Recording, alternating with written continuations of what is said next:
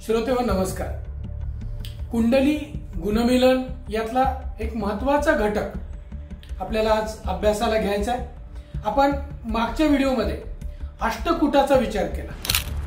वश तारा योनी गण मैत्री वगैरे या अष्टकूटाचा विचार केला। त्यापेक्षा एक वेगळा दोष बऱ्याच वेळी कुंडली मिलन करताना आपल्याला पाहायला मिळतो। तो दोष म्हणजे षडाष्टक योग। श्रोतेहो, ज्योतिष शास्त्रामध्ये दोन प्रकारचे षडाष्टक सांगितले गेलेले आहेत। एक मृत्यू षडाष्टक आणि दुसरा प्रीती षडाष्टक। मृत्यू षडाष्टक हे नाव ऐकल्यानंतर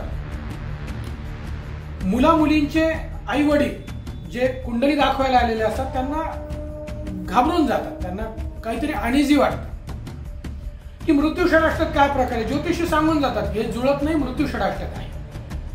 मान्य, मृत्यू षडाष्टक या गोष्टीचा शब्दशः अर्थ जर आपण घेतला तर त्याचा मृत्यू होतो असं नाही। वधू किंवा वरांपैकी कोणाचा तरी मृत्यू होतोच असं नाही।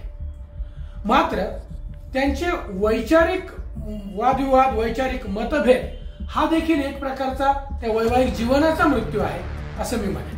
म्हणून इथे शब्दशः अर्थ घ्यायचा नाही। श्रोतेहो, मृत्यू षडाष्टक म्हणजे काय? षड म्हणजे 6 आणि अष्टक म्हणजे 8। एका राशीपासून दुसरी राशी ज्यावेळी 6वी किंवा 8वी येते त्यावेळी त्याचा षडाष्टक योग होतो। मग मृत्यू षडाष्टक योग आहे तर त्यावर काही उपाय आहेत का? त्याचे वैवाहिक जीवनावर दुष्परिणाम काय होतात ते आज या व्हिडिओच्या माध्यमातून आपण जाणून घेणार आहोत।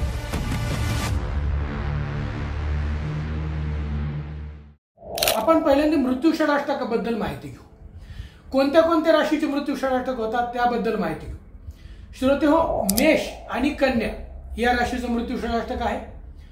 वृषभ आणि धनु या राशीचं मृत्यू षडाष्टक आहे।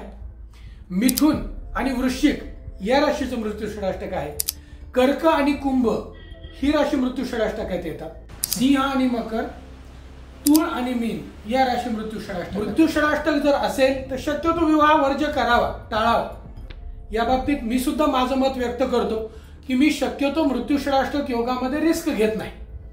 वैवाहिक गुणमेलन करताना बाकी सगळे पॅरामीटर्स जर चांगले असतील, मॅरेज कंपॅबिलिटी टेस्ट मध्ये बाकी सगळे पॅरामीटर्स जर उत्तम असतील, त्या दोघांचे स्वभाव गुण, संतती गुण, पाय गुण वगैरे हे सगळे जर उत्तम असतील तर मी मान्यता देतो। पण मृत्यू षडाष्टक जर असेल तर काही अपवादात्मक स्थितीमध्ये मी मान्यता देतो। ते अपवादात्मक स्थिती काय आहे आपण त्याबद्दल सुद्धा विचार करणार आहोत।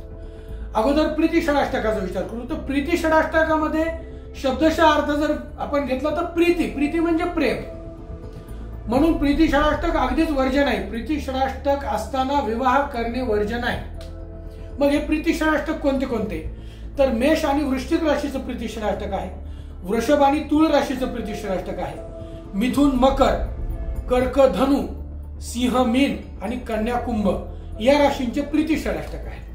प्रीती षडाष्टक असताना बाकी सगळ्या गोष्टी जर कुंडलीत उत्तम असतील तर विवाह करण्यास हरकत नाही।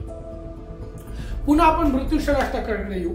मृत्यू षडाष्टक मध्ये नवांश स्वामींची जर पूर्ण मैत्री असेल, नीट ऐकून घ्या, नवांश स्वामींची पूर्ण मैत्री, सममित्र नव्हे, नवांश स्वामींची पूर्ण मैत्री असता विवाह करण्यास हरकत नाही। मात्र त्यात पुन्हा नाडी दोष नसावा। नवांश स्वामींची पूर्ण मैत्री असणं नक्कीच गरजेचं आहे। मात्र ही नवांश स्वामींची मैत्री आहे की नाही हे कसं पाहायचं?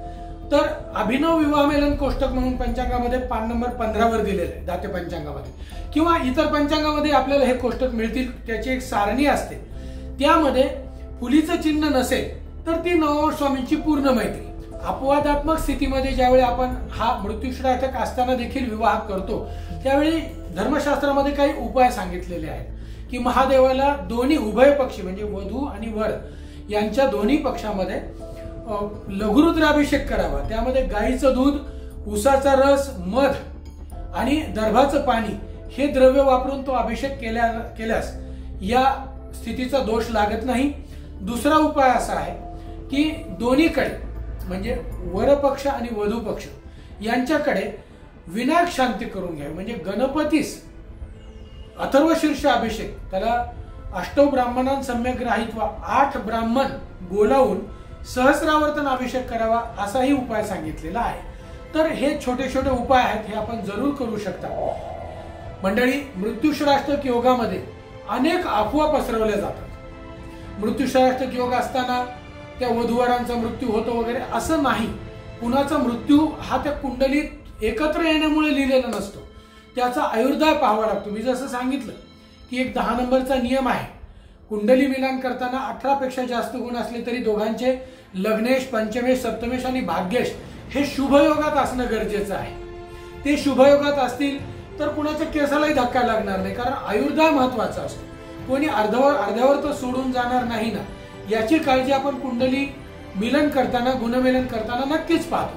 पण बाकी ठिकाणी कुंडली मिलन करताना, गुणमिलन करताना उपाय आहेत. जसे की एक नाडीला उपाय आहे, गणदोषाला उपाय आहेत, पण मृत्यूषराष्टकाला शक्यतो उपाय नाहीत ज्योतिषशास्त्रामध्ये. म्हणून हा योग वर्जच मानला जातो. या योगामध्ये पुढे वैचारिक मतभेद, ताणतणाव, घटस्फोट याचेही योग येऊ शकतात. म्हणून मृत्यूषराष्टक योग हा आपण टाळलाच पाहिजे. मात्र काही अपवादात्मक स्थितीमध्ये मी आता जे सांगितलं त्यावेळी आपण मृत्यूषराष्टक योगामध्ये विवाह योग पुढे करू शकतो.